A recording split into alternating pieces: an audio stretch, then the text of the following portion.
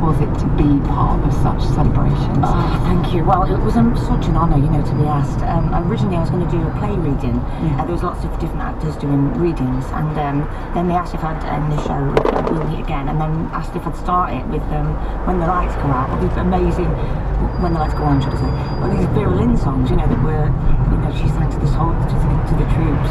And so it was such an honour. I was very, very nervous with Her Majesty there, but it was incredible, and I stayed for hours afterwards meeting them all, and they were showing me all their pictures, and they're just heroes, aren't they, and what they went through for us. I know, they're so modest about their experience, aren't they? Like, it's just what we did because we needed to, you know, that's what we had to do. And there were boys that when these guys went out, they were incredible. That's it, they were like 17, and they don't like being called heroes. They're like, I'm just an ordinary bloke. And I was like, no, to us you are. To us, yeah. Really are. It was such an honour, yeah, amazing day, I'll never forget. Oh, Dame Vera Lynn used them pretty well.